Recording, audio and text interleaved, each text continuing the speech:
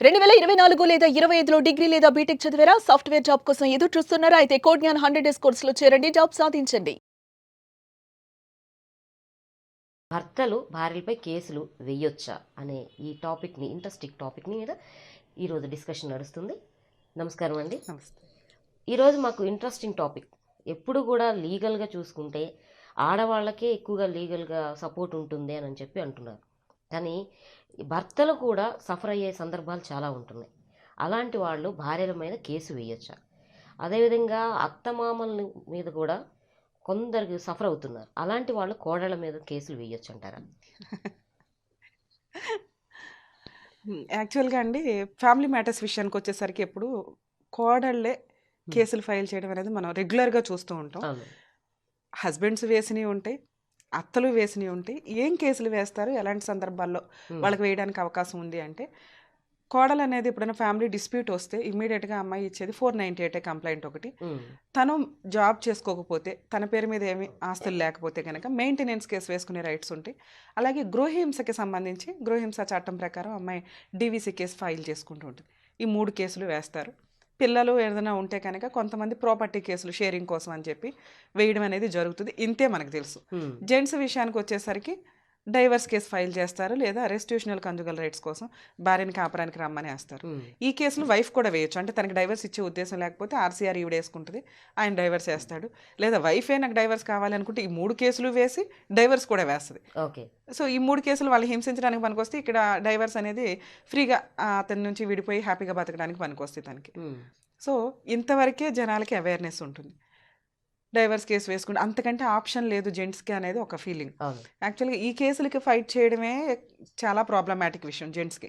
అక్కడే ఆమెకి advocate expenses కానీ కోర్టుల చుట్టూ తిరగడం కానీ కొంత సివియర్గా ఉంటుంది. లేడీస్ విషయానికి వచ్చేసరికి అమ్మాయి ఒకటే కేసు ఫైల్ చేస్తుంది. జెంట్స్ విషయానికి వచ్చేసరికి ఫ్యామిలీ మెంబర్స్ అందరూ తిరగాలి. ఫ్యామిలీ మెంబర్స్ అందరూ తిరగకుండా ఉండడానికి మళ్ళీ పిటిషన్స్ వేసుకోవాలి. అవి క్వాష్ పిటిషన్స్ కానీ హైకోర్టుకి వెళ్ళడం కానీ.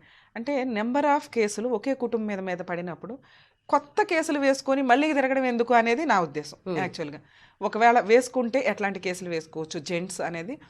యాక్చువల్గా అత్తగారు కోడలు ఒకే ఇంట్లో కలిసి ఉంటే కనుక ఆ కోడలు భర్త అంటే అమ్మాయి అత్తగారికి సంబంధించిన కొడుకు కోడలు ఇద్దరు హ్యాపీగా ఉండి వీళ్ళకి అత్తమామల్ని హింసించడం అనేది జరిగితే కనుక అత్తగారు కూడా ఒక స్త్రీ అనేది డొమెస్టిక్ వైలెన్స్ యాక్ట్ చెప్తుంది. కాబట్టి అత్తగారు వెళ్ళి నా కోడలు నన్ను హింసిస్తుంది అని చెప్పి కేసు ఫైల్ చేసుకునే రైట్స్ వాళ్ళకు ఉంటాయి. డొమెస్టిక్ వైలెన్స్ యాక్ట్ ప్రకారం గృహహింస ఎవరికి జరిగిన అంటే ఒక స్త్రీ 4 గోడల మధ్య అంటే ఇంట్లో ఒకే ఇంట్లో అది భర్త దగ్గర నుంచి జరగవచ్చు, అత్తమామల దగ్గర నుంచి జరగవచ్చు, అమ్మా నాన్న నుంచి జరగవచ్చు, పిల్లల దగ్గర నుంచి జరగవచ్చు. ఈ పాత్రలో ఏ స్త్రీ ఉన్నా కూడా డొమెస్టిక్ వైలెన్స్ ప్రకారం కేసు ఫైల్ చేసుకోవచ్చు. అది జనాలకి తెలిసాక ఓన్లీ కోడలే యూజ్ చేసుకున్న చట్టం ఏదన్నా ఉంది అంటే డొమెస్టిక్ వైలెన్స్. కూతుర్లు కూడా వేసుకోవచ్చు, తల్లులు కూడా వేసుకోవచ్చు, అత్తలు కూడా వేసుకోవచ్చు.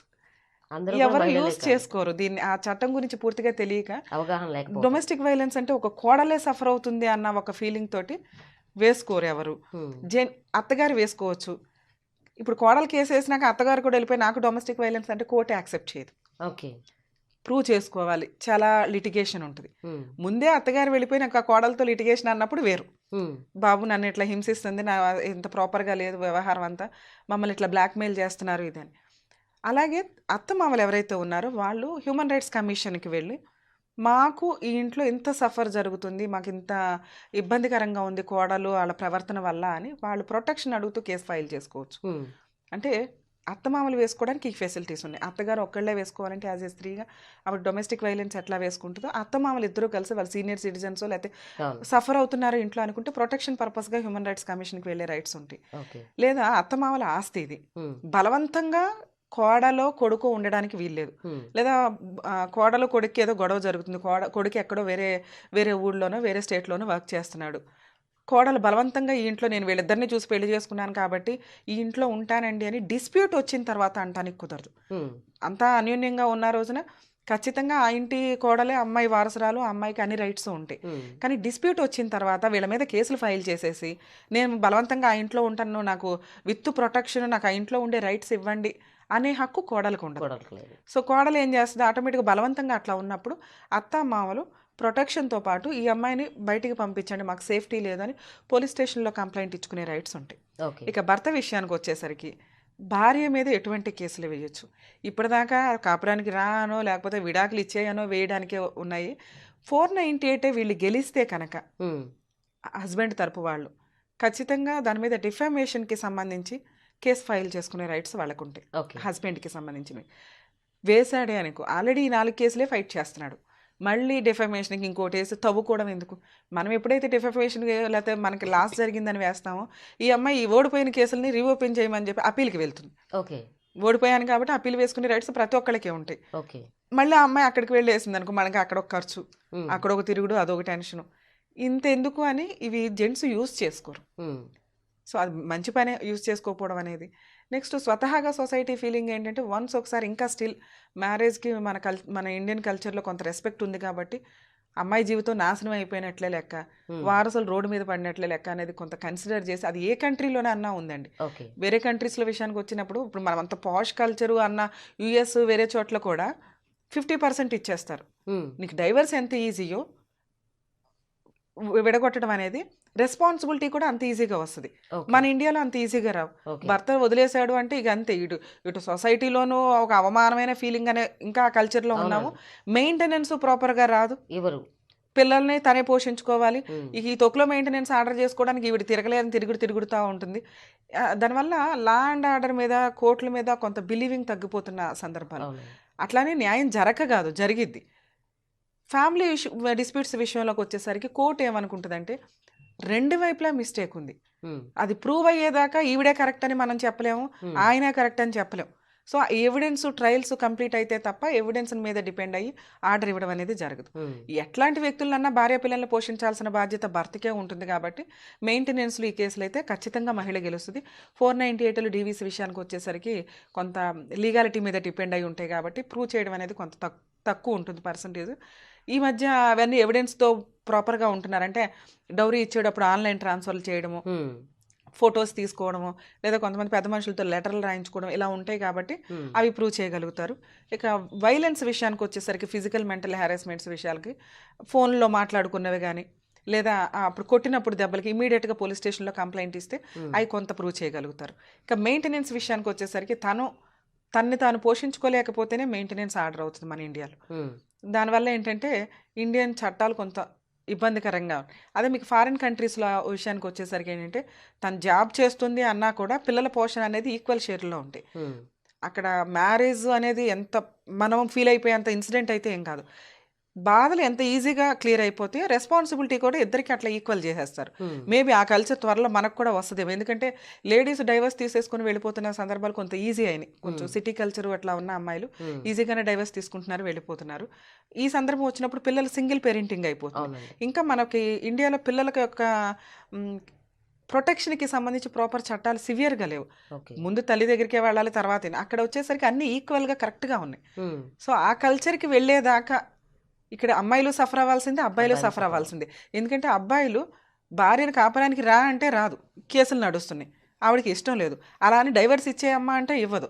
డైవర్స్ కోసం మోర్ దాన్ 5 years 3 years తిరుగుతున్న సందర్భాలు ఉన్నాయి. అవును. ఇక్కడ వీడి లైఫ్ అయిపోతుంది ఇక్కడ. ఉమ్, అంటే ఇక్కడ అబ్బాయిలకి రిలీఫ్ లేదు, అమ్మాయిలకి రిలీఫ్ లేదు. ఉమ్, సో ఇందులో కొంత మార్పు రావాల్సిన సిచ్యుయేషన్ అయితే ఉంది. ఎందుకంటే సెన్సేషనల్ మార్పులు వచ్చి మిడిల్లో ఉన్నాం. ఉమ్, ఇప్పుడు ఇద్దరు సఫర్ అవుతున్నారు. అవునండి. ఒకప్పుడు లేడీస్ సఫర్ అయ్యేవాళ్ళు, ఇప్పుడు జెంట్స్ కూడా సఫర్ అవుతున్న అవుతున్నారు. సందర్భం నుంచి ఇద్దరు ఫ్రీ అయ్యే సందర్భం ఏమైనా భవిష్యత్తులో వస్తుందేమో. చూడాలి. దానికోసం మనం వెయిట్ చేయాలి. ఎందుకంటే ఎప్పుడు లా అమెండ్మెంట్స్ జరుగుతూనే ఉంటాయి. ఉమ్, ఆ అమెండ్మెంట్స్ని బేస్ చేసుకొని కొత్త మార్పులు, కొత్త సొసైటీ ఉమ్, ఎప్పుడు కూడా మీకు సొసైటీ యాక్సెప్ట్ చేసిన తర్వాత ప్రతిదీ ఈక్వల్ అయిపోతుంది. ఓకే. ఇప్పుడు డైవర్స్ సొసైటీ యాక్సెప్ట్ చేసేసింది. ఒకప్పుడు డైవర్స్ అంటే అదొక పెద్ద అవమానకరమైన ఇన్సిడెంట్. బయటికి కూడా రారు కొంతమంది. ఇప్పుడు 10 పెళ్ళిళ్ళు అవుతుంటే 7 పెళ్ళిళ్ళు డైవర్స్ దగ్గర ఆగుతున్న సందర్భాలు. కాబట్టి సొసైటీ అది యాక్సెప్ట్ చేసింది కాబట్టి మిగతా వాటికి కూడా మార్పు రావడానికి అవకాశం ఉంది. అప్పటిదాకా ఈ జెంట్స్ సఫర్ అవ్వాల్సిందే, జెంట్స్ ఫ్యామిలీస్ సఫర్ అవ్వాల్సిందే, లేడీస్ సఫర్ అవ్వాల్సిందే, లేడీస్ ఫ్యామిలీస్ సఫర్ అవ్వాల్సిందే. అంటే కొంతమందికి గవర్నమెంట్ ఎంప్లాయీస్ ఉంటారు, అలాంటి వాళ్ళకి ఇలాంటి డిస్ట్రిబ్యూట్స్ వచ్చినప్పుడు ఎక్కువగా భర్తల మీదే ప్రాబ్లమ్స్ అనేది ఎక్కువగా వస్తాయి. అంటే బెదిరింపులు కానీ, ఇది మీ జాబ్కి ప్రాబ్లం అవుతుంది, మేము చెప్పినట్టు వినకపోతే, ఇట్లాంటి బెదిరింపులు కూడా కొన్ని బయట చూస్తూ ఉన్నాం. అట్లాంటప్పుడు ఈ గవర్నమెంట్ ఎంప్లాయీస్ ఏ విధంగా చూసుకోవచ్చు అంటారు? ఫ్యామిలీ ఇష్యూస్లో ఇప్పటికీ కూడా ప్రజెంట్ మహిళలకే కొంత ఫేవర్గా నడుస్తున్న విషయం.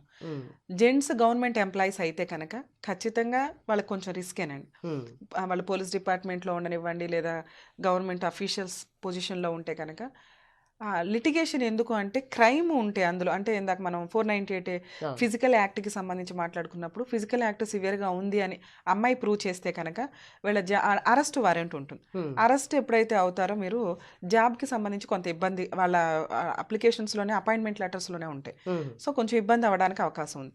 కానీ ఎప్పుడు అవుతుంది, కేసు ప్రూవ్ అయిపోయిన తర్వాత ఇంకొంచెం సివియర్ అవుతుంది అది. ఉమ్, కేసు ప్రూవ్ అవ్వడానికి 3 to 4 years టైం ఉంది. ఈలోపు అతను వైఫ్తో ఫుల్ అండ్ ఫైనల్ సెటిల్మెంట్ అన్నా చేసుకోవాలి, లేదా కలిసి కాపురం అన్నా చేయాల్సిన పరిస్థితి. ఉమ్, సో గవర్నమెంట్ ఎంప్లాయీస్ విషయంలో ఈ ఫ్యామిలీ మ్యాటర్స్ కొంచెం లిటిగేషన్, ఓకే. కొంచెం రిస్క్ కొంచెం ఎక్కువ ఉంది. ఉమ్, ఒకవేళ సెటిల్మెంటే అవ్వలేదు, కేసులన్నీ ఇతనే గెలిచాడు, అమ్మాయి ఇంకా సేఫ్ సైడ్లోనే ఉంటుంది. ఎందుకు, మెయింటెనెన్స్. ఇతను నేను ప్రైవేట్ జాబ్ అయితే నేను మానేసి నాకు జాబ్ లేదండి ఏం చేసుకుంటారో చేసుకోండి అని అనడానికి అవకాశం ఉంది.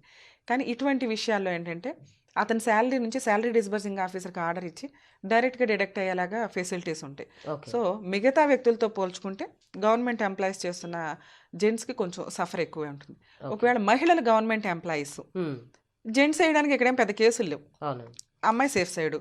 అలాగే ఆవిడ వేసిన కేసుల్లో ఆవిడకి మెయింటెనెన్స్ రాదు, ఉమ్, కానీ పిల్లల్ని పోషించాల్సిన బాధ్యత తండ్రికి కాబట్టి తండ్రికి సంబంధించి పిల్లల చేత మెయింటెనెన్స్ కేసు వేయిస్తారు అని. Okay. So ladies government employees అయితే హ్యాపీయే, కానీ ఉమ్, జెంట్స్ గవర్నమెంట్ ఎంప్లాయీస్ అయితే కొంచెం సఫర్ అవ్వాల్సిన పరిస్థితి. థ్యాంక్ యూ అండి, థ్యాంక్ యూ సో మచ్. మరి